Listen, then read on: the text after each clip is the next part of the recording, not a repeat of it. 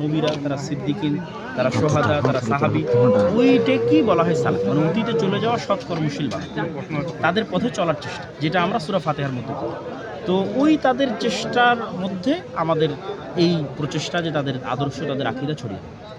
তো আমাদের যেহেতু আদর্শের কথা বলে, তো আদর্শ মানে একজন যাকে হত্যা করা হলো কিছুদিন আগে এবং তারা দেশ পার হয়ে আছে, এটা নিয়ে আপনি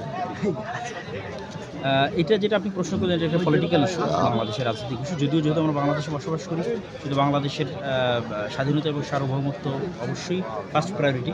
কেন বাংলাদেশ আছে বলেই আমরা আসলে এখানে দিনের দাওয়াত দিতে পারছি, মাদ্রাসা প্রতিষ্ঠা করতে পারছি, মসজিদ চালাতে পারছি স্বাধীনভাবে। যদি এই দেশ না থাকে তাহলে আমাদের এই কার্যক্রমগুলো বাধা করছে। যেমনটা আমরা ভারতের মধ্যে থাকা যে সমস্ত মুসলমান, তাদের অবস্থা আমরা দেখি, কাশ্মীরের মুসলমানদের অবস্থা আমরা দেখি, ফিলিস্তিনের মুসলমানদের অবস্থা আমরা দেখছি, গাজার মুসলমানদের অবস্থা আমরা দেখছি। তো তাদের থেকে যে আমরা বেটার আছি, এটা কিন্তু একটা দেশের স্বাধীনতা এবং সার্বভৌমত্বের কারণ। দেশের স্বাধীনতা সার্বভৌমত্ব খুব গুরুত্বপূর্ণ দিনের জন্য।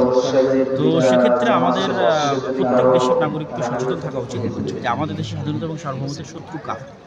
ভৌগোলিক কারণেই আমাদের জন্মগত বাই ডিফল্ট যারা শত্রু, তারা আমাদের জন্য সবচেয়ে বেশি হুমকি, এবং তাদের বিরুদ্ধে কথা বলার কারণেই কিন্তু ওসমান হাদি একটা কথা বারবার বলতো, দখলদারিত্ব এবং আধিপত্য। তো সবাই জানে দখলদারিত্ব এবং আধিপত্য কী।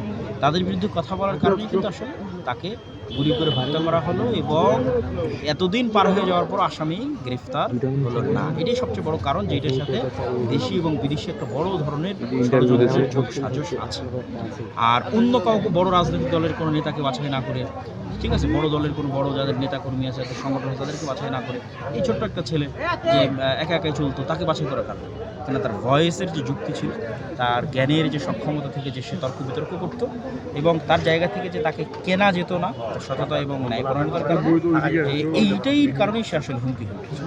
তো আমাদের এটার সমাধান কি? তাৎক্ষণিক কোনো সমাধান, দীর্ঘমেয়াদে আমাদের নিঃশ্বাস এবং দম ধরে রাখতে হবে। আমরা যেমন ছোটোবেলায় কিতকিত খেলার সময় নিঃশ্বাস ধরে রাখতাম, দম ধরে রাখতাম, বাংলার মুসলমানদেরকে শিখতে হবে যে আমরা কীভাবে 50 বছরের প্ল্যান নিয়ে নিঃশ্বাস ধরে রেখে কাজ করি, যেটা আসলে ওসমান হাদি শুরু করেছে। সেটা হচ্ছে যে ওই মানের জ্ঞান অর্জন করা, ওই মানের তর্ক বিতর্ক শেখা, ওই মানের স্কিল ডেভেলপ করা।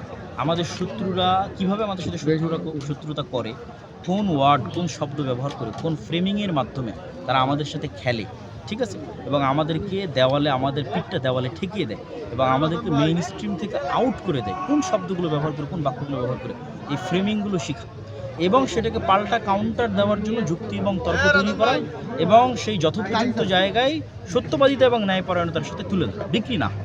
আমাদের দেশের রাজনীতিবিদদের সবচেয়ে বড় সমস্যা হচ্ছে এরা অতি দ্রুত বিক্রি হয়ে যায়। গোলামীর স্বভাব তাদের রক্তে রক্তে এবং রন্ধ্রে রন্ধ্রে। এরা যখন ক্ষমতার জন্য যা ইচ্ছা তাই করতে পারে, ফলত তাদের উপর ভরসা করা খুব কঠিন।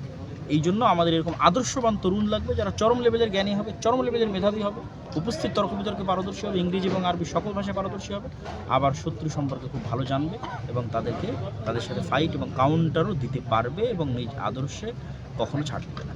এই দাদা, আসসালামু আলাইকুম।